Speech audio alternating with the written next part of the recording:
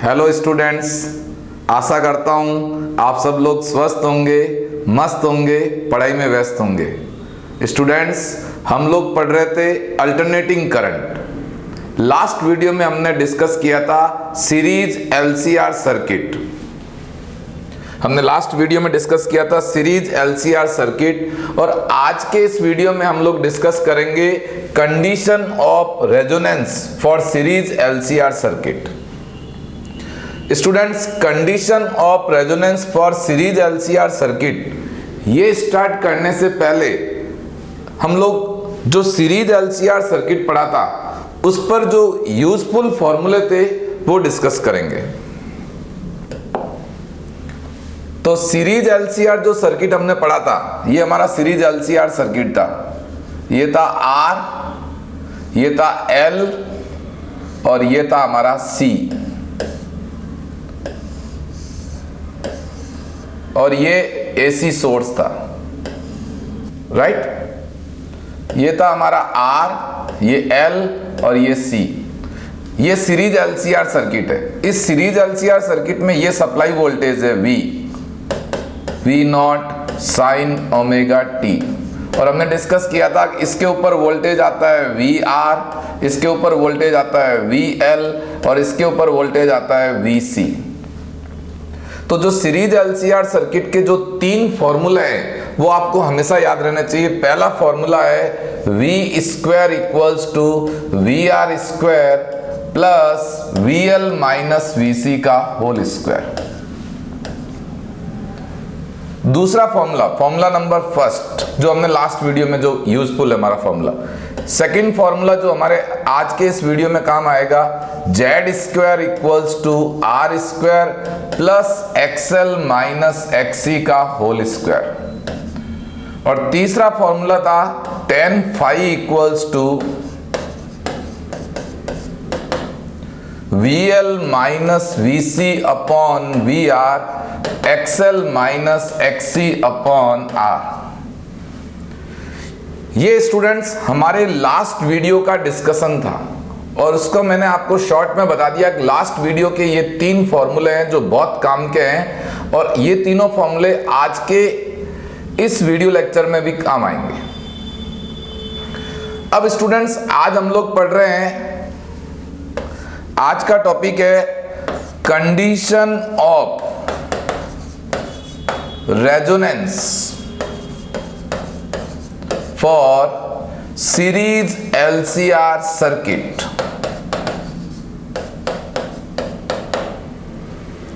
Condition of resonance for series LCR circuit. श्रेणी LCR परिपथ के लिए अनुनाद की शर्त क्या है, रेजोनेटिंग कंडीशन क्या है। तो स्टूडेंट्स, एक बात को समझें, रेजोनेंस का मतलब होता है फिजिक्स में दो फ्रीक्वेंसी का इक्वल होना। रेजोनेंस का मतलब क्या होता है? दो फ्रीक्वेंसी का इक्वल होना। F1 इक्वल्स टू F2, दो फ्रीक्वेंसी का इक्वल होना, F1 इक्वल्स टू F2। अब दो फ्रीक्वेंसी कौन कौन सी, देखिए यहां पे फिजिक्स में कहीं पर भी आ जाए रेजोनेंस मतलब दो फ्रीक्वेंसी।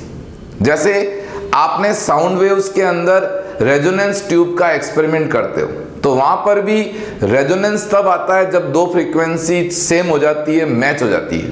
अब दो फ्रीक्वेंसी कौन कौन सी? एक ट्यूनिंग फॉर्क की और एक रेजोनेंस ट्यूब की। तो यहां पर भी दो फ्रीक्वेंसी इक्वल होगी। अब आप लोग पूछोगे सर दो फ्रीक्वेंसी कौन कौन सी? देखो यहां एक फ्रीक्वेंसी तो है फ्रीक्वेंसी ऑफ एसी सोर्स। जो भी आपने एसी सोर्स लिया, जनरेटर, डायनेमो जिसको आप बोल रहे हो, उसकी फ्रीक्वेंसी। जैसे इंडिया में जो एसी सोर्स होता है उसकी फ्रीक्वेंसी जनरली 50 हर्ट्ज होती है। दूसरी फ्रीक्वेंसी है फ्रीक्वेंसी ऑफ एसी सर्किट। आपने जो सोर्स या सप्लाई जिस सर्किट से कनेक्ट किया उसकी फ्रीक्वेंसी।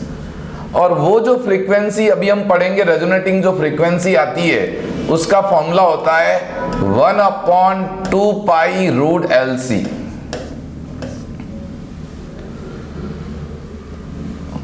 एक फ्रीक्वेंसी होगी एसी सर्किट की, एक फ्रीक्वेंसी होगी एसी सोर्स की, और जब ये दोनों फ्रीक्वेंसी मैच हो जाती है then power loss across R मतलब resistance, then power loss across R is maximum in series LCR circuit, series LCR circuit. Series LCR circuit में मैक्सिमम पावर लॉस कब होगा? जब ये दोनों फ्रीक्वेंसी इक्वल हो जाएगी, और जब ये दोनों फ्रीक्वेंसी इक्वल हो जाएगी तो सोर्स जो भी पावर दे रहा है, जो भी एनर्जी दे रहा है, रेजिस्टेंस पर लॉस मैक्सिमम होगा, पावर लॉस, हीट लॉस, ये सब मैक्सिमम हो जाएगा। एसी में जो पावर लॉस का जो फॉर्मूला होता है, पावर लॉस बोलो या एवरेज पावर लॉस बोलो, उसका फॉर्मूला एसी के अंदर होता है VRMS IRMS cos फाई। अब स्टूडेंट सुनिए, आपको पावर लॉस मैक्सिमम कराना है अक्रॉस आर, मैक्सिमम चाहिए, तो cos फाई भी क्या होना चाहिए? मैक्सिमम होना चाहिए। cos फाई की मैक्सिमम वैल्यू होती है 1, और 1 तब होगा जब फाई 0 होगा। और स्टूडेंट्स मैंने बताया था फाई का मतलब होता है फेज डिफरेंस में। फेज डिफरेंस किस किस के बीच में? वोल्टेज और करंट के बीच में। इट मींस, इसका मतलब क्या हुआ? That is phase difference between voltage and current is 0। Phase difference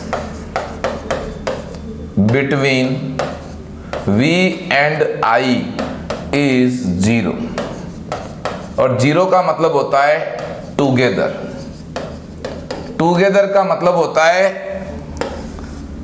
कि जब सीरीज एलसीआर सर्किट में जब रेजोनेटिंग कंडीशन होगी, उस समय जब वोल्टेज मैक्सिमम होगा तो करंट भी मैक्सिमम होगी, वोल्टेज मिनिमम होगा तो करंट भी मिनिमम होगी। तो स्टूडेंट्स जनरली ये समझते हैं कि रेजोनेंस का मतलब होता है V एंड I में जो फेज डिफरेंस है वो 0 है, सही बोलते हैं। पर ये बात आई कैसे, उसको मैंने आपको डिटेल में समझाया। यहां से जनरली स्टूडेंट स्टार्ट करते हैं कि रेजोनेंस का मतलब है phase difference between V and I is 0। पर मैं कह रहा हूं इस प्रोसेस को समझें कि ये 0 तक हम लोग कैसे पहुंचे। आप इसको नोट कर सकते हैं। अब नेक्स्ट स्टूडेंट्स, हमको ये पता लगाना है कि ये पावर लॉस जो मैक्सिमम हो रहा है ये इस फ्रीक्वेंसी पे हो रहा है। तो मैं इस फॉर्मूले को डिराइव कर रहा हूं कि ये फॉर्मूला कैसे आया, एसी सर्किट की कौन सी फ्रीक्वेंसी पे रेजोनेंस होगा, मैक्सिमम पावर लॉस होगा। तो मैं अब आपको पढ़ा रहा हूं, वो फ्रीक्वेंसी एसी सर्किट की क्या होगी जिसको अपन रेजोनेटिंग फ्रीक्वेंसी भी बोलते हैं, क्या होगी जब पावर लॉस क्या होगा? मैक्सिमम होगा। तो स्टूडेंट्स हमने लास्ट पॉइंट में क्या सीखा? फेज डिफरेंस 0 होता है तब रेजोनेंस होता है। तो हम इस फ्रीक्वेंसी को निकालने के लिए जो हम लोग फॉर्मूला यूज कर रहे हैं, tan phi equals to XL minus XC upon R। और स्टूडेंट्स अभी मैंने आपको समझाया कि जब रेजोनेंस होता है तो फेज डिफरेंस 0 होता है, तो यहां रख दो 0। सिंस फाई 0 होता है, जब भी रेजोनेंस की बात आए तो फेज डिफरेंस 0 पुट करना। यहाँ 0 पुट करो, tan 0 0 होता है, 0 को R से मल्टीप्लाई कर दो तो ये 0 आ जाएगा। तो इसका मतलब XL minus XC equals to आ गया आपका 0। मतलब रेजोनेंस पे नेट रिएक्टेंस 0 होता है। इसको अपने लास्ट वीडियो में नेट रिएक्टेंस बोला था, परिणामी प्रतिघात बोला था। और यहां से आ जाएगा XL equals to XC। XL को क्या लिखेंगे? Omega RL। XC को क्या लिखेंगे? 1 अपॉन ओमेगा RC। XL को ये कब होते हैं? XL equals to XC resonance पे। तो XL को मैंने लिख दिया ओमेगा RL, इसको मैंने लिख दिया ओमेगा RC। इसको आप सॉल्व करोगे स्टूडेंट्स तो आपका ओमेगा R आ जाएगा 1 अपॉन रूट LC। इस ओमेगा आर को बोलते हैं angular resonating frequency.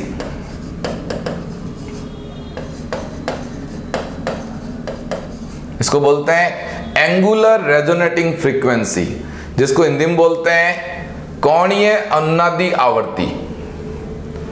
Resonating angular frequency भी बोल सकते हो इसको आप। और इसकी यूनिट होती है रेडियन पर सेकंड। स्टूडेंट्स, आपको कंफ्यूज नहीं होना है। कभी आपको पूछे एक रेजोनेटिंग फ्रीक्वेंसी निकालो, अब वो एंगुलर वाली पूछी है या नॉर्मल वाली पूछी है, आप यूनिट से पहचानो।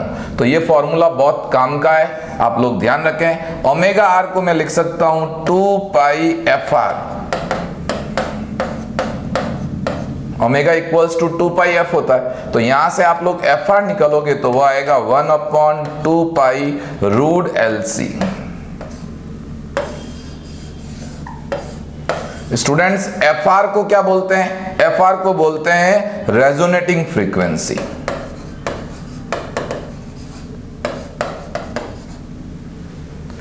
और इसकी यूनिट होती है हर्ट्ज। ये दोनों बहुत काम के फॉर्मूले हैं। यदि आपको रेजोनेटिंग एंगुलर फ्रीक्वेंसी पूछिए, अनुनादी कोणीय आवर्ती पूछिए, देन ये वाला फॉर्मूला यूज करें। और आपको सिंपल अनुनादी आवर्ती पूछिए तो ये वाला फॉर्मूला यूज करो, जिसकी यूनिट होती है हर्ट्ज। और कीप इन माइंड, ये जो रेजोनेटिंग फ्रीक्वेंसी होता है ये रेजिस्टेंस पे डिपेंड नहीं करती है। ध्यान से देखो, ये भी रेजिस्टेंस पे डिपेंड नहीं करती है। मतलब मैं सीरीज एलसीआर सर्किट में मैं आर को डबल कर दूं, हाफ कर दूं, चेंज कर दूं, तो रेजोनेटिंग फ्रीक्वेंसी और एंगुलर फ्रीक्वेंसी पे कोई फर्क नहीं पड़ेगा। आइए स्टूडेंट्स, अब हम लोग सीखते हैं कि जब सीरीज एलसीआर सर्किट में रेजोनेंस होगा तो रेजोनेंस पे हमको क्या क्या देखने को मिलेगा, क्या क्या ऑब्जर्व होगा। तो देखिए नेक्स्ट पॉइंट, रेजोनेंस पर क्या क्या होगा। रेजोनेंस पर क्या क्या होगा उसमें हम लोग 7 पॉइंट्स पढ़ेंगे, क्योंकि आप और हम साथ साथ हैं, अच्छे से सीख रहे हैं, साथ साथ सीख रहे हैं। तो आइए, रेजोनेंस पर क्या होगा इस पे हम लोग 7 पॉइंट्स डिस्कस करेंगे। ये आपको 7 पॉइंट्स ध्यान रखने हैं। पहला पॉइंट, रेजोनेंस पे क्या होगा, तो मैं आपको पहला पॉइंट सिखा चुका हूं कि फेज डिफरेंस 0 होता है। फेज डिफरेंस 0 होता है मतलब supply voltage and current are together मतलब दोनों साथ साथ होते हैं। साथ साथ का मतलब है जब सप्लाई वोल्टेज मैक्सिमम होगा तो करंट भी मैक्सिमम होगी, सप्लाई वोल्टेज मिनिमम होगा तो सर्किट में जो करंट है वो भी मिनिमम होगी। बी पॉइंट स्टूडेंट्स देखते हैं, बी पॉइंट क्या होगा। tan phi equals to VL minus VC upon VR। तो देखिए स्टूडेंट्स, यहां पे फाई 0 है तो ये tan 0 हो गया। यहां पे tan 0 को इससे मल्टीप्लाई करोगे तो ये 0 हो जाएगा, तो आपका आ जाएगा VL minus VC equals to 0। या मैं ये भी कह सकता हूं VL equals to VC। Very important point, series LCR circuit में जब रेजोनेंस होता है तो L पे वोल्टेज और C पे वोल्टेज इक्वल होते हैं। और VL माइनस VC को मैंने लास्ट वीडियो में बताया था, इसको बोलते हैं वोल्टेज ऑन LC कॉम्बिनेशन। तो आपको पूछ सकते हैं कि जब सीरीज एलसीआर सर्किट में रेजोनेंस कंडीशन होती है तो VL माइनस VC कितना होता है, तो VL माइनस VC 0 होता है। या वोल्टेज ऑन LC कॉम्बिनेशन कितना होता है, 0 होता है। VL इक्वल्स टू VC होता है। आप कहोगे स्टूडेंट कि सर ये याद रखने से क्या होगा, हमको ये चीज पता होगी तभी हम न्यूमेरिकल क्वेश्चन के अंदर पहचान पाएंगे कि ये क्वेश्चन रेजोनेंस का है। VL इक्वल्स टू VC होता है। ओके, सी पॉइंट देखिए, हमने पढ़ा था formula tan phi equals to XL minus XC upon R। अब फाई 0 है तो 0 into R, again XL minus XC equals to 0 और XL equals to XC। What is XL minus XC? इसको बोलते हैं नेट रिएक्टेंस, परिणामी प्रतिघात। तो रेजोनेंस पे नेट रिएक्टेंस 0 होता है और एक्सएल इक्वल्स टू एक्सी होता है। मतलब जितनी हिंड्रेंस एल एक इंडक्टर कॉइल देगी उतनी हिंड्रेंस एक कैपेसिटर देगा। ओके स्टूडेंट्स, तो ये अपन 7 पॉइंट्स पढ़ने वाले थे। ए बी सी 3 पॉइंट्स हमने सीख लिए। नेक्स्ट पॉइंट देखते हैं, point number 4, D point. Students हम लोग जानते हैं V S square equals to V S को कई लोग वी भी लिखते हैं, कई लोग वी एस भी लिखते हैं, सप्लाई वोल्टेज। अभी हमने सीखा VL इक्वल्स टू VC होता है, तो ये टर्म्स पूरी क्या हो जाएगी, रेजोनेंस पे 0 हो जाएगी। क्यों हो जाएगी 0? क्योंकि VL इक्वल्स टू VC होता है रेजोनेंस पे। ये टर्म्स 0 हो गई तो VR इक्वल्स टू क्या आ जाएगा, VS। मतलब क्या हुआ, रेजोनेंस में R के अक्रॉस पूरा वोल्टेज आ जाएगा। आपने मान लो सप्लाई वोल्टेज 220 वोल्ट लगाया, तो जब यदि सर्किट रेजोनेटिंग कंडीशन में है तो पूरा का पूरा 220 वोल्ट रेजिस्टेंस के अक्रॉस आ जाएगा। ई पॉइंट हम लोग जानते हैं जेड स्क्वायर इक्वल्स टू होता है R square plus XL minus XC का होल स्क्वायर। आपको पता है कि रेजोनेंस पे XL इक्वल्स टू XC होता है, तो ये टर्म्स हो जाएगी 0। तो पहले Z निकालने में R के अंदर कुछ ऐड हो रहा था, अब वो ऐड हो ही नहीं रहा है। 0 क्यों होगी ये टर्म्स? क्योंकि रेजोनेंस पे XL इक्वल्स टू XC होता है। तो यहां से R equals to Z equals to क्या आ जाएगा, Z इक्वल्स टू आ जाएगा R। तो रेजोनेंस पे जो हिंड्रेंस होती है, जो इंपीडेंस होती है, वो R होती है और मिनिमम होती है। कीप इन माइंड, इससे कम हिंड्रेंस हो ही नहीं सकती स्टूडेंट्स। सीरीज LCR सर्किट में आपको पूछ ले कि मिनिमम हिंड्रेंस कब होती है, तो बोल देना रेजोनेंस पे। कितनी होती है? R के बराबर। कि 0 नहीं हो सकती? नहीं हो सकती, क्योंकि दुनिया में ऐसा कोई तार नहीं जिसका कोई R नहीं। भाई सर्किट में वायर तो हो गई, वायर होगा तो रेजिस्टेंस हो गई। तो Z equals to R minimum होगा। अगला पॉइंट देखते हैं, F पॉइंट।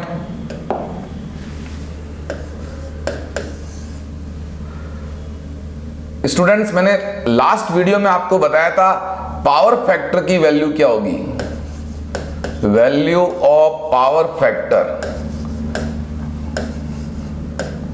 एट रेजोनेंस क्या होगी?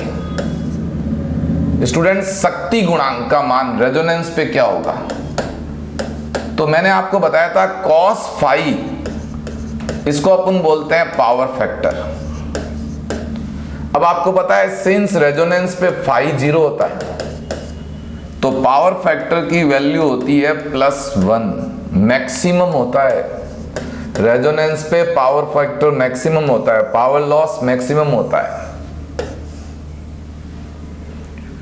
और लास्ट पॉइंट, पावर लॉस क्या होगा? Power loss at resonance.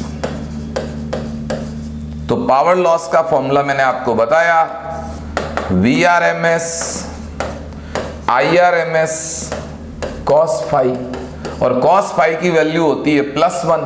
तो पावर लॉस क्या आ जाएगा रेजोनेंस पे? VRMS IRMS और cos फाई की वैल्यू रख दो 1, तो मैक्सिमम पावर लॉस होता है रेजोनेंस पे।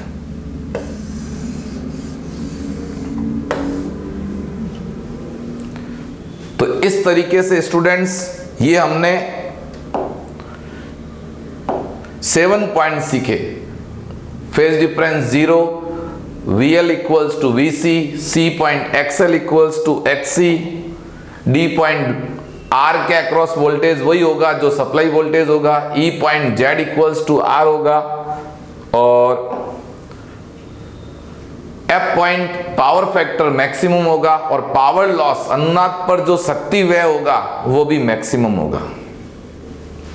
आइए स्टूडेंट्स इस पर कैसे कैसे क्वेश्चन बनते हैं वो हम लोग डिस्कस करते हैं।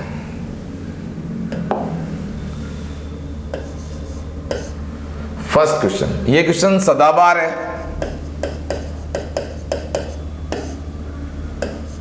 If L is increased by 25% and C is decreased by 20%.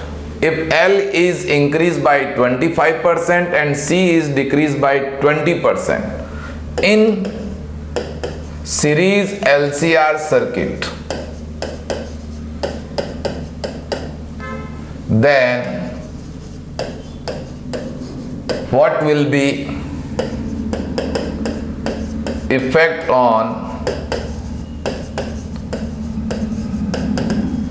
resonating frequency? Question है स्टूडेंट, श्रेणी LCR परिपथ में L को 25% बढ़ा दिया, C को 20% घटा दिया, तो अनुनादी आवृत्ति पर क्या प्रभाव पड़ेगा? ऑप्शन दिया हुआ है, इंक्रीजेस, डिक्रीजेस, रिमेन कांस्टेंट,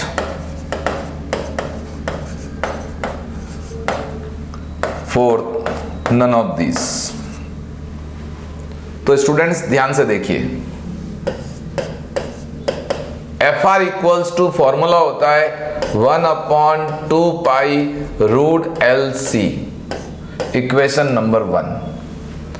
अब L को 25% बढ़ा दिया तो नई फ्रीक्वेंसी क्या आ जाएगी? FR डैश 2 पाई। अब स्टूडेंट्स ध्यान से देखिए, L को 25% बढ़ा दिया, तो पहले L था, अब उसमें 25% और ऐड कर दो तो वो बन जाएगा 1.25 L।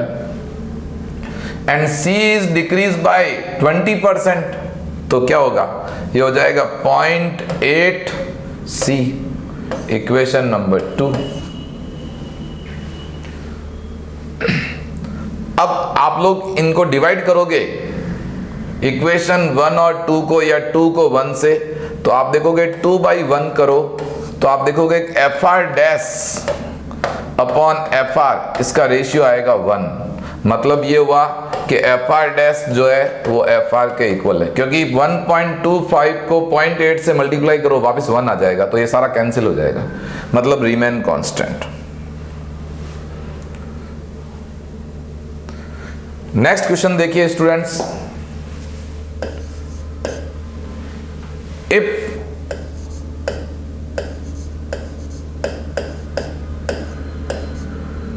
L is increased by 1% and C is decreased by 1% in series LCR circuit, in series LCR circuit। देखो स्टूडेंट्स, पहले जो क्वेश्चन किया था उसमें L को 25% इंक्रीज किया था, C को 20% डिक्रीज किया था। अब जो हमने क्वेश्चन लिया है उसमें L को 1% इंक्रीज किया है, C को भी 1% ही डिक्रीज किया in series LCR circuit. Then what will be effect on resonating frequency? Option वही है, first option increases, second option decreases, third option remain constant,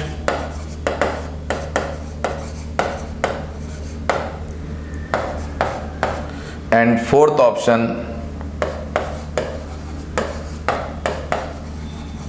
none of this. Students, ये क्वेश्चन आपको मैं एज ए चैलेंज की तरह दे रहा हूं, आप अच्छे से सोचें और मुझे कमेंट करके बताएं कि इसका आंसर क्या जाएगा। रियल में यदि आप सोच के इसका आंसर निकाल पाते हो तो आप समझ लेना कि आपको रेजोनेटिंग फ्रीक्वेंसी पर बेस्ड कोई क्वेश्चन आएगा तो आप बहुत इजीली कर पाओगे। तो आइए स्टूडेंट्स और सीखते हैं हम लोग रेजोनेंस पे कैसे कैसे क्वेश्चन बनते हैं। ये क्वेश्चन है देखो, जिसमें रेजिस्टेंस है 100 ओम, L की वैल्यू है 5 मिली हेनरी, C की वैल्यू है 10 माइक्रोफैराड और ये 200 वोल्ट का AC सोर्स लगा रखा है। हमको पूछा है कि जब L को हटाया, when only L is removed, circuit में से L को हटा दिया, तो हमने क्या देखा, जो करंट है वो सप्लाई वोल्टेज को π/3 से लीड कर रही है, और जब मैंने ओनली C को हटाया तो V करंट को लीड कर रहा है π/3 से। Then find out reading of a meter. Students, ये बहुत ज्यादा फेमस क्वेश्चन है, सदाबहार क्वेश्चन है, कई बार एग्जाम में आया हुआ है। सीखें कैसे करेंगे। तो स्टूडेंट्स, हमको पता है कि tan phi का जो फॉर्मूला होता है वो होता है XL minus XC upon R। एक बार आपने L को हटा दिया तो L का पैरामीटर हट जाएगा, और tan 60 होता है √3, तो ये L को हटा दिया तो ये बच गया XC अपॉन R, तो यहां से XC कितना आ गया, √3R। Equation number 1। दूसरी बार इसने C को हटाया, C को हटा दो, पीछे बच गया XL। अगेन फेज डिफरेंस तो π/3 है, तो यहाँ tan phi की जगह आ जाएगा √3। इस बार बच गया XL अपॉन R, सॉल्व किया XL आ गया √3R। Equation number 1 and equation number 2। अब स्टूडेंट्स ध्यान से देखो, XC भी आ रहा है √3R, XL भी आ रहा है √3R। इसका मतलब क्या हुआ कि इस सर्किट के अंदर रेजोनेंस है, पर स्टूडेंट्स क्वेश्चन को पढ़ के पता नहीं चलता कि रेजोनेंस का क्वेश्चन है, और जब XL इक्वल्स टू XC है तो रेजोनेंस है, और रेजोनेंस पे क्या होता है, देखिए स्टूडेंट्स, इक्वेशन 1 और 2 से क्या आया, XL equals to XC, that is resonance है, रेजोनेंस कंडीशन है सर्किट में। और जब रेजोनेंस कंडीशन होती है तो आपको क्वेश्चन में क्या पूछा है, रीडिंग ऑफ अमीटर रीडिंग पूछी है। तो रेजोनेंस में क्या होता है, करंट कितनी होती है, करंट होती है I इक्वल्स टू, फॉर्मूला होता है V/R, I equals to V/R। क्यों R, क्योंकि जनरल फॉर्मूला होता है I का V/Z, और रेजोनेंस पे Z मिनिमम होता है, तो करंट क्या होगी, मैक्सिमम होगी, ये मैक्सिमम करंट होगी, और रेजोनेंस है इसलिए Z इक्वल्स टू R ले लिया, पता चल गया रेजोनेंस है। अब V कितना दिया है आपको, 200 वोल्ट, और R कितना दिया है क्वेश्चन में, R दिया है 100 ओम। सॉल्व कर दो, आंसर आ जाएगा 2 एम्पियर। स्टूडेंट्स, ऐसा ही एक क्वेश्चन और है, वो थोड़ा अलग स्टाइल से पूछता है, R 50 ओम, L पर वोल्टेज है 100 वोल्ट, C पर भी वोल्टेज है 100 वोल्ट, सप्लाई वोल्टेज है 200 वोल्ट। तो पूछा है अमीटर रीडिंग क्या होगी, वोल्ट मीटर रीडिंग क्या होगी। तो ये भी क्वेश्चन रेजोनेंस का है, क्योंकि जितना वोल्टेज L के अक्रॉस आ रहा है उतना ही वोल्टेज किसके अक्रॉस आ रहा है, C के अक्रॉस आ रहा है। तो since VL equals to VC है, तो अगेन रेजोनेंस कंडीशन। और स्टूडेंट्स, रेजोनेंस कंडीशन में क्या होता है, क्या पूछा है आपको, एक तो पूछा है R के अक्रॉस वोल्टेज कितना होगा, तो मैंने बताया था R के अक्रॉस वोल्टेज वही होता है जो सप्लाई वोल्टेज पे होता है। अब सप्लाई वोल्टेज कितना है 200, तो R के अक्रॉस वोल्टेज आ जाएगा 200 वोल्ट, और वो यहाँ जो लगा हुआ हॉट वायर अमीटर है वो मेजर कर लेगा, तो वोल्ट मीटर की रीडिंग आ गई अपनी 200 वोल्ट। एंड अमीटर क्या मेजर करता है, करंट, तो रेजोनेंस पे करंट कितनी होती है, मैक्सिमम होती है, और वो होती है V/R, क्योंकि Z हो जाता है R के इक्वल, और V कितना है 200 वोल्ट, R कितना है 50 ओम, तो आंसर आ गया 4 एम्पियर। तो अमीटर रीडिंग आ गई 4 ampere.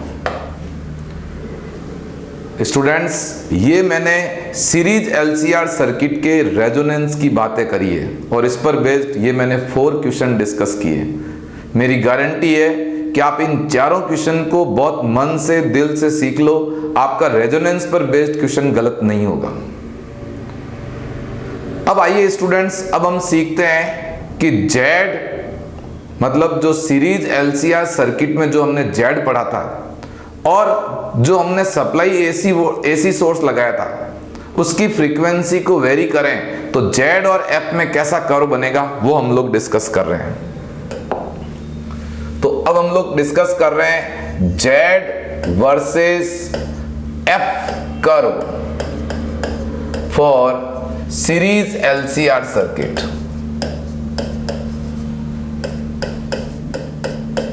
Right, Z versus F curve for series LCR circuit. Students, आपको कुछ फॉर्मूले पता होना चाहिए जेड वर्सेस एफ कर्व बनाने से पहले। जेड स्क्वायर इक्वल्स टू होता है R square plus XL minus XC का होल स्क्वायर। कुछ बातें और पता होनी चाहिए आपको कि ये जो आर जो होता है ये सप्लाई वोल्टेज की फ्रीक्वेंसी पे डिपेंड नहीं करता, ये हमने लास्ट वीडियो में डिस्कस किए थे। एक्सएल जो होता है वो सप्लाई वोल्टेज की फ्रीक्वेंसी के प्रोपोर्शनल होता है। एक्सी जो होता है वो सप्लाई वोल्टेज की फ्रीक्वेंसी के इनवर्सली प्रोपोर्शनल होता है। तो स्टूडेंट्स, एक्सएल होता है ओमेगा एल यानी 2 पाई एफ एल, ये एक्सएल होता है इसलिए एफ के प्रोपोर्शनल है। एक्सी होता है 1 अपॉन ओमेगा सी मतलब 2 पाई एफ सी। अब हम लोग स्टूडेंट्स क्या कर रहे हैं कि ये जो फ्रीक्वेंसी है इसको चेंज कर रहे हैं, मिनिमम फ्रीक्वेंसी से धीरे धीरे फ्रीक्वेंसी को बढ़ा रहे हैं, तो उससे जेड पे क्या इफेक्ट पड़ेगा उसका हम लोग कर्व ड्रॉ करना चाहते हैं। तो देखिए स्टूडेंट्स कैसे होगा। मैंने फ्रीक्वेंसी 0 ली, मतलब मैंने एसी सोर्स की फ्रीक्वेंसी 0 ली, मतलब समझ लो डीसी ली। अब क्या होगा तो ध्यान से सुनो, एक्सएल जो होता है वो फ्रीक्वेंसी के प्रोपोर्शनल हो जाता है। तो यहां पे हम लोग लिखेंगे एक्सएल कितना होगा, एक्सी कितना होगा, आर पे क्या फर्क पड़ेगा एंड लास्ट पॉइंट जेड क्या होगा। तो देखिए एफ 0 होगा उस केस में एक्सएल तो हो जाएगा 0 क्योंकि फ्रीक्वेंसी के प्रोपोर्शनल होता है, और एक्सी हो जाएगा इनफाइनाइट, आर आर ही रहेगा। अब फॉर्मूला देखते हैं, ये रहा फॉर्मूला। हमने क्या देखा, जब फ्रीक्वेंसी 0 करी, फ्रीक्वेंसी 0 तो एक्सएल 0 हो गया था, ये 0 हो गया, एक्सी इनफाइनाइट हो गया तो ये पूरा इनफाइनाइट बन गया। तो इस केस में जेड कितना आ जाएगा आपका, इनफाइनाइट आ जाएगा। मतलब जब फ्रीक्वेंसी 0 होती है, या फ्रीक्वेंसी किसकी है, ये फ्रीक्वेंसी ऑफ एसी सोर्स। फिर मैंने एसी सोर्स की फ्रीक्वेंसी सर्किट की रेजोनेटिंग फ्रीक्वेंसी के इक्वल कर दी, एफआर के इक्वल कर दी। तो मैंने बताया था रेजोनेंस पे एक्सएल इक्वल्स टू एक्सी हो जाता है। आर तो वही रहेगा क्योंकि आर तो डिपेंड करता ही नहीं है, और फॉर्मूले में जब एक्सएल इक्वल्स टू एक्सी रखोगे तो जेड की वैल्यू जो आएगी वो आर के इक्वल आएगी, मिनिमम होगी। रेजोनेंस पे इंपीडेंस मिनिमम होती है, मैं कितनी बार ही बोल चुका हूं। और एफ इक्वल्स टू मैं इनफाइनाइट लेता हूं तो उस केस में एक्सएल हो जाएगा इनफाइनाइट और एक्सी हो जाएगा 0, क्योंकि ये फ्रीक्वेंसी के इनवर्सली प्रोपोर्शनल है। तो फ्रीक्वेंसी इनफाइनाइट है तो एक्सी 0 हो जाएगा, आर आर ही रहेगा, कुछ चेंज नहीं होगा। और इस केस में जो जेड आएगा वो अगेन इनफाइनाइट आएगा। तो स्टूडेंट्स, हम जब जेड और एफ में जब कर्व बनाएंगे, ये यहां पे मैं ले रहा हूं जेड, यहां पे मैं ले रहा हूं एफ, यहां मैं ले रहा हूं F equals to 0। F equals to 0 पे जेड इनफाइनाइट है, जेड इनफाइनाइट है मतलब दो पैरेलल लाइन से बना दो, डैश डैश से ये आगे डैश डैश है। जेड इक्वल्स टू आर होता है रेजोनेटिंग फ्रीक्वेंसी पे, F equals to F R पे जेड जो होगा वो मिनिमम होगा और वो होगा आर के इक्वल। ठीक है, ये देखिए, तो जैसे जैसे फ्रीक्वेंसी बढ़ेगी ये देखिए जेड कम हो रहा है, कम हो रहा है, कम हो रहा है, और मिनिमम होता होता भी किसके इक्वल हो रहा है, आर के इक्वल हो रहा है। उसके बाद क्या होगा, अब मैं फ्रीक्वेंसी को और बढ़ा रहा हूं तो जेड बढ़ रहा है, इनफाइनाइट की तरफ जा रहा है, तो ग्राफ को ऐसे बना दो और ये इनफाइनाइट की तरफ जा रहा है। तो जेड और एफ में कुछ इस तरीके का कर्व आता है। कई एग्जाम में ये क्वेश्चन पूछा हुआ है कि एसी सोर्स की फ्रीक्वेंसी बढ़ाएंगे तो इंपीडेंस पे क्या फर्क पड़ेगा। तो आपको याद रखना चाहिए, फर्स्ट डिक्रीज, जब फ्रीक्वेंसी बढ़ाएंगे तो first decreases, then minimum, then increases. यानी आप एसी सोर्स की फ्रीक्वेंसी बढ़ाओगे तो सर्किट की हिंड्रेंस पहले घटती है फिर बढ़ती है। ये लाइन आप लोग ध्यान रखें, आपके एग्जाम में काम आएगी। अब इसी तरह स्टूडेंट्स, इस पर बेस्ड एक और इसका उल्टा कर्व बन सकता है। जैसे ये जेड सर्किट की हिंड्रेंस और फ्रीक्वेंसी है, तो सर्किट में जो करंट और फ्रीक्वेंसी में कैसा कर्व होगा वो हम लोग डिस्कस कर रहे हैं।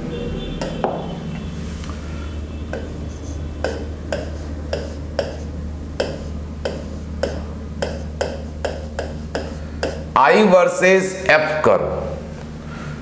तो स्टूडेंट्स, हम लोगों ने अभी क्या सीखा, frequency of AC source, right.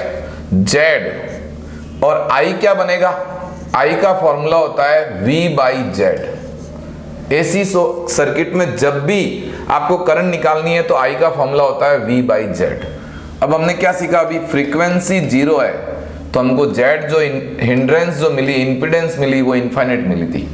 Z infinite रखो तो करंट कितनी आएगी, 0। फिर एफ की वैल्यू में रेजोनेंसिंग फ्रीक्वेंसी के इक्वल रखता हूं, तो उस केस में मेरा जेड आता है आर और वो होता है मिनिमम।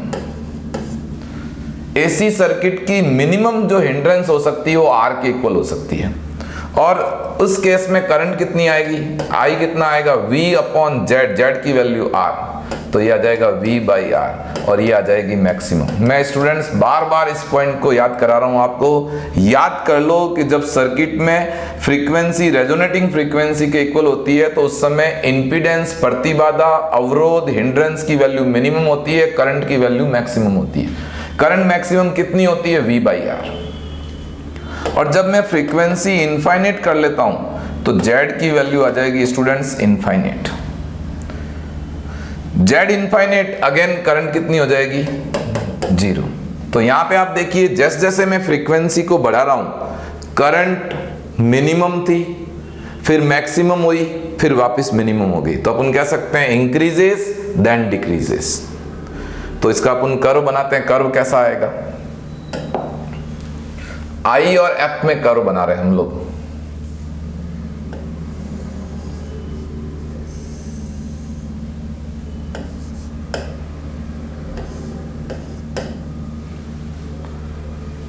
राइट।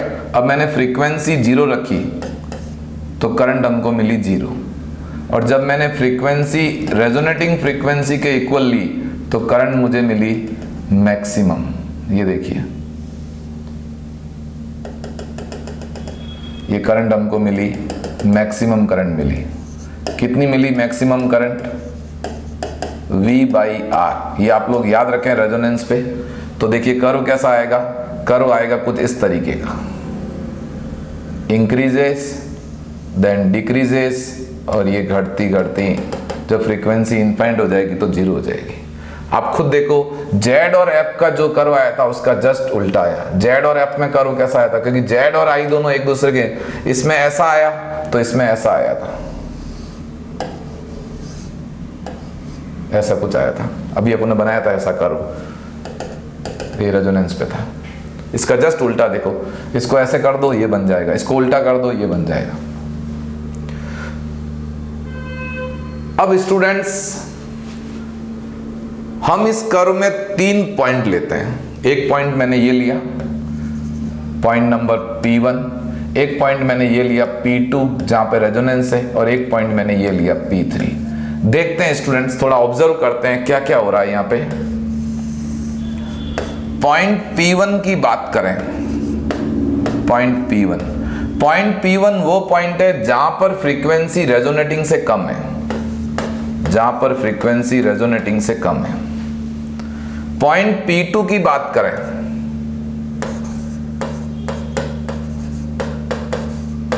पॉइंट P2 की बात करें तो यहां पर फ्रीक्वेंसी जो है एसी सोर्स की वो रेजोनेटिंग फ्रीक्वेंसी के इक्वल है। और पॉइंट P3 की बात करें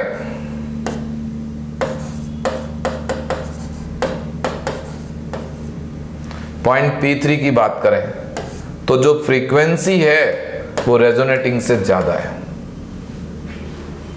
अब स्टूडेंट्स मैंने कुछ फॉर्मूले आपको बताए थे कि XL जो होता है वो F के प्रोपोर्शनल होता है और XC जो होता है वो F के इनवर्सली प्रोपोर्शनल होता है। तो अब आप लोग ध्यान से सुनिए यहां पे फ्रीक्वेंसी कम है, ये फ्रीक्वेंसी यहां पर कम है पॉइंट P1 पे। फ्रीक्वेंसी कम होगी तो XL छोटा होगा, XC बड़ा होगा। तो इस केस में XC डोमिनेट करेगा XL पे। एक सीरीज LCR सर्किट है, अब उसके भी अलग अलग स्टाइल है। आपने सीरीज LCR सर्किट है उसमें R L C फिक्स कर दिया, पर आपने AC सोर्स की फ्रीक्वेंसी जो है उस सर्किट की जो रेजोनेटिंग फ्रीक्वेंसी उससे कम ली। फ्रीक्वेंसी कम लोगे तो XC डोमिनेट करेगा, XC बड़ा होगा XL से। और जब XC बड़ा होगा XL से तो हमने tan phi का फॉर्मूला ये पढ़ा था, XL minus XC upon R। तो यहाँ पे देखो XC बड़ा है, XL छोटा है, तो आपका tan phi नेगेटिव में आएगा। मतलब यहाँ पे आपका फेज डिफरेंस जो आएगा वो नेगेटिव में आएगा। और हमने फेज डिफरेंस मैंने स्टार्टिंग के वीडियो में बताया था, मैं V का I के रेस्पेक्ट में देख रहा था। तो इस केस में क्या होगा, phi नेगेटिव है मतलब I लीड्स टू V, मतलब I जो है वो V को लीड करेगी। और जब सर्किट में फ्रीक्वेंसी रेजोनेटिंग फ्रीक्वेंसी से कम होती है तो उस समय I V को लीड करती है। और ऐसे AC सर्किट की जो नेचर होती है वो होती है कैपेसिटिव, धारित्य, इसको हिंदी में कहते हैं धारित्य।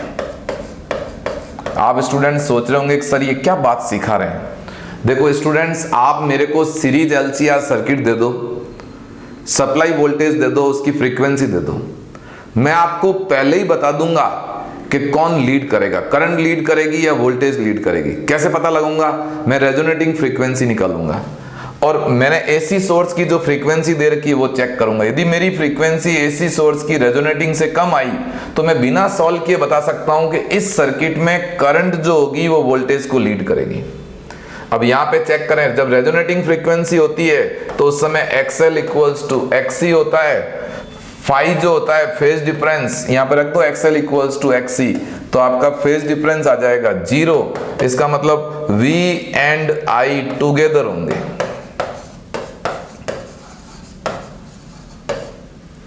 और V एंड I टुगेदर होते हैं तो ऐसे सर्किट की जो नेचर होती है उसको बोलते हैं रेजिस्टेटिव, प्रतिरोधीय।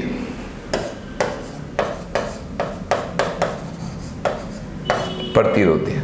अब पॉइंट P3 की बात करें तो यहां पे फ्रीक्वेंसी रेजोनेटिंग से ज्यादा है तो XL बड़ा होगा। यहां पे देखो, आप फ्रीक्वेंसी ज्यादा होगी तो ये बड़ा होगा और ये ज्यादा हो गया तो ये कम होगा। तो इस केस में XL डोमिनेट करेगा XC पे। और इस केस में जो फेज डिफरेंस आएगा वो पॉजिटिव आएगा। और इस केस में जब फेज डिफरेंस पॉजिटिव में आएगा, XL बड़ा XC से, इसका मतलब यहां V लीड्स टू I होगा। और जब V I को लीड करेगा तो ऐसे सर्किट की नेचर होती है इंडक्टिव, जिसको हिंदी में कहते हैं प्रेरकीय। तो ये स्टूडेंट्स हमने बहुत डिटेल में स्टडी करी, I वर्सेस F कर्व कैसा होगा, Z वर्सेस F कर्व कैसा होगा, और उस पर कैसे कैसे पॉइंट्स बन सकते हैं। ऐसे कई सारे थ्योरी के क्वेश्चन होंगे, आपको एक पॉइंट्स दे देंगे और पूछेंगे यहाँ पे सर्किट की नेचर कैसी होगी, कैपेसिटिव होगी, रेजिस्टेटिव होगी, इंडक्टिव होगी, तो आप पता लगा सकते हो। तो आइए स्टूडेंट्स, ये हमने रेजोनेंस के बारे में डिस्कस किया। अब हम लोग डिस्कस करते हैं एक नया पॉइंट,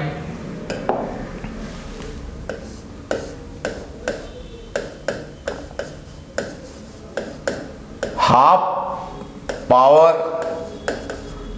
फ्रीक्वेंसीज।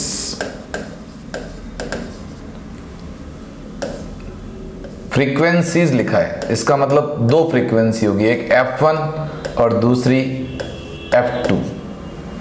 हिंदी में कहते हैं इनको अर्ध शक्ति आवर्तियां। अर्ध शक्ति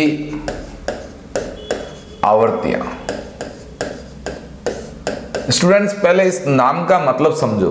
हाफ पावर फ्रीक्वेंसी में पावर आधी होती है, पहली बात तो, और दूसरी बात हाफ पावर फ्रीक्वेंसी की जो SI यूनिट होती है वो हर्ट्ज होती है, वॉट नहीं होती है।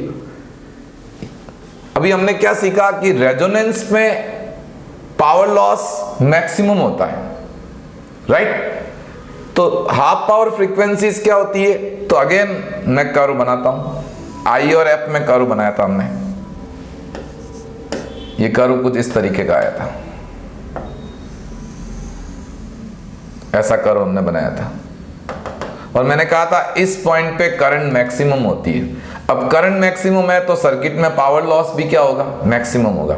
तो यहां मैक्सिमम पावर लॉस होता है। सपोज इमेजिन करो कि यहां पे पावर लॉस हो रहा है 200 वॉट, तो अब इससे यहां पे आओगे तो पावर लॉस कम होगा। बीच में एक ऐसा पॉइंट आएगा जहां पे पावर लॉस होगा, यहां 200 वॉट हो रहा है तो यहां पे होगा 100 वॉट, यहां 400 हो रहा है तो यहां 200 हो रहा है, यहां 100 हो रहा है तो यहां 50 हो रहा है। इसी तरह यहां भी नीचे जाओ तो यहां पर भी एक ऐसी फ्रीक्वेंसी और मिलेगी। देखो एक फ्रीक्वेंसी आपको ये मिली, ये तो रेजोनेटिंग फ्रीक्वेंसी है। अब रेजोनेटिंग के इधर एक फ्रीक्वेंसी मिली F1 और एक यहां मिली F2। अब इस पॉइंट पे पावर लॉस जो होता है वो मैक्सिमम होता है, मैक्सिमम होता है। पावर लॉस मैक्सिमम बोल दो, या पावर लॉस जो रेजोनेंस पे होता है, रेजोनेंस पे वो मैक्सिमम होता है। और यहां पर जो पावर लॉस होता है इस पॉइंट पे और इस पॉइंट पे, यहां पे जो पावर लॉस होता है वो मैक्सिमम का आधा होता है। तो देखो नाम क्या है? Half power frequencies. मतलब हाफ पावर फ्रीक्वेंसी क्या होती है? वो फ्रीक्वेंसीज जहां पर power loss maximum power loss का आधा होता है। मतलब यहां 100 तो यहां 50, यहां 100 तो यहां 50। इस F1 को बोलते हैं लो हाफ पावर फ्रीक्वेंसी। लो हाफ पावर फ्रीक्वेंसी, निम्न अर्ध शक्ति आवर्तियां, और इसको बोलते हैं high half power frequency. Students keep in mind, resonating frequency की एक ही वैल्यू होती है, जबकि हाफ पावर फ्रीक्वेंसी की दो वैल्यू होती है, एक लो वाली एक हाई वाली। इसको बोलते हैं निम्न अर्ध शक्ति आवर्तियां, इसको बोलते हैं उच्च अर्ध शक्ति आवर्तियां। अब आप लोग इसकी डेफिनेशन बनाओ। और लो, इन दोनों की जो SI यूनिट होती है वो हर्ट्ज होती है। मैं बार बार बोल रहा हूं हाफ पावर फ्रीक्वेंसी फ्रीक्वेंसी है, पावर नहीं। डेफिनेशन क्या बनेगी? These are that frequencies at which power loss is half of maximum power loss, या पावर लॉस एट रेजोनेंस। लिखें इसकी डेफिनेशन। तो इसकी फर्स्ट डेफिनेशन क्या बनेगी? These are, मतलब हाफ पावर फ्रीक्वेंसीज की पहली डेफिनेशन है, these are that frequencies at which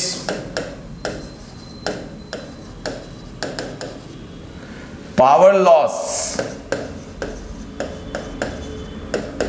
in circuit is half of the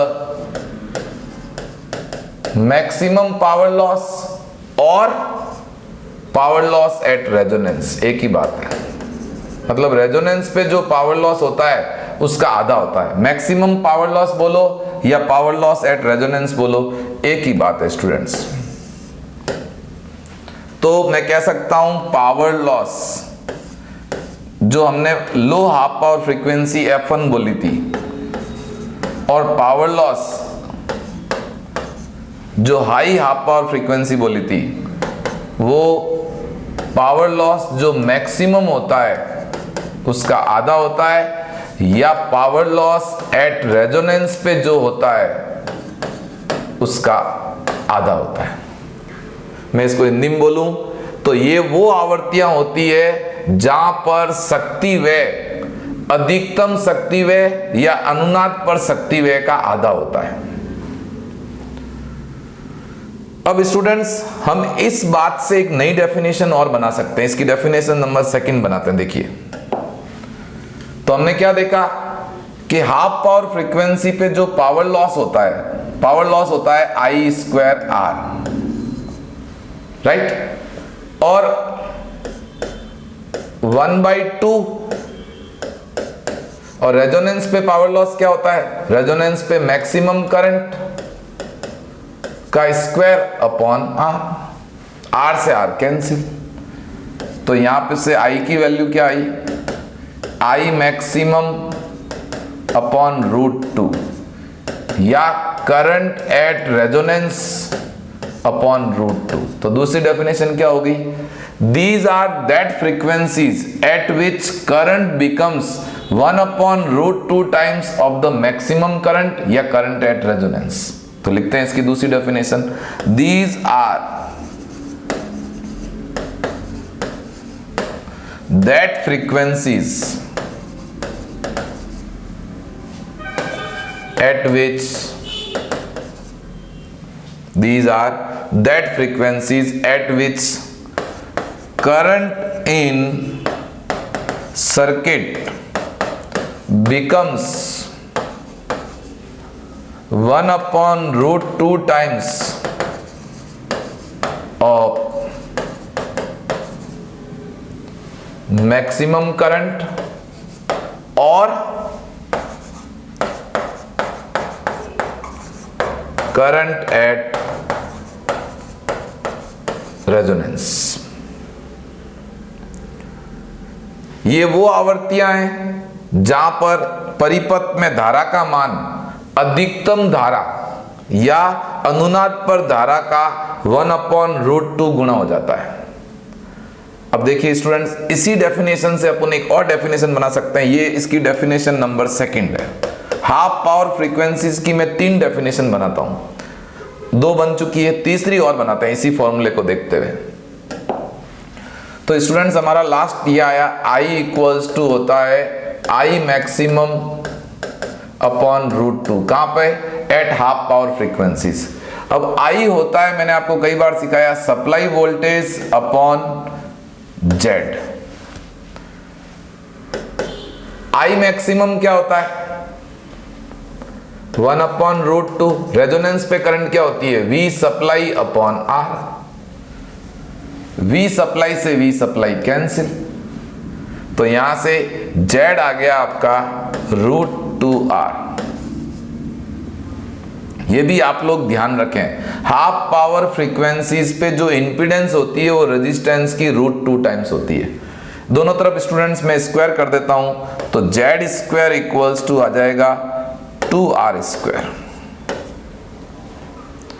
Z का फॉर्मूला आप लोगों को पता है, R square plus XL minus XC का whole square equals to 2R square,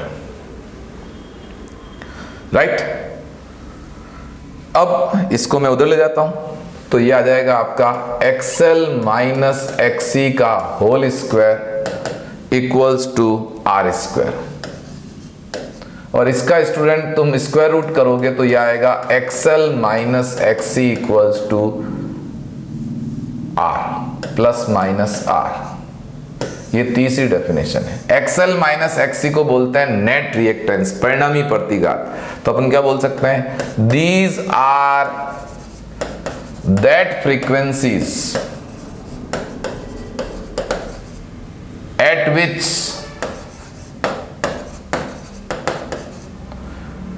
net reactance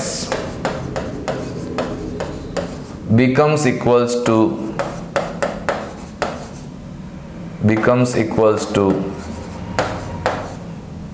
resistance of the circuit।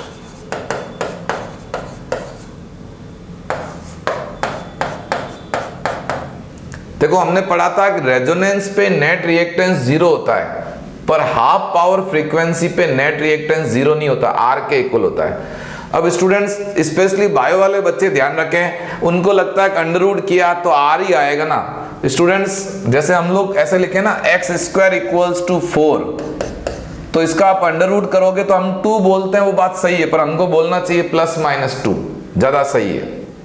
तो इसी तरह यहां आपने स्क्वायर रूट किया तो ये प्लस माइनस आर आएगा। अब कब प्लस लेना है कब माइनस लेना है ये हम नेक्स्ट वीडियो में सीखेंगे।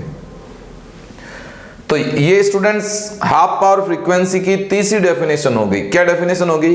ये वो आवर्तियां, दीज आर दैट फ्रीक्वेंसीज जहां पर नेट रिएक्टेंस परिणामी प्रतिघात परिपथ के रेजिस्टेंस के इक्वल हो जाता है।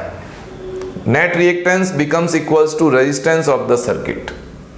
तो ये थी हाफ पावर फ्रीक्वेंसी क्या होती है। अब स्टूडेंट्स मैं आपको थोड़ा कंपेयर की फॉर्म में सिखा देता हूं कि रेजोनेटिंग फ्रीक्वेंसी सर्किट की और हाफ पावर फ्रीक्वेंसी भी दो होती है। एक F1 को बोलते हैं लो हाफ पावर फ्रीक्वेंसी, F2 को बोलते हैं हाई हाफ पावर फ्रीक्वेंसी। अब क्या क्या होता है एक बार अपन थोड़ा सा रिकॉल कर लेते हैं। तो इसमें पावर लॉस जो होता है वो मैक्सिमम होता है। इसमें पावर लॉस मैक्सिमम का आधा होता है, नाम ही हाफ।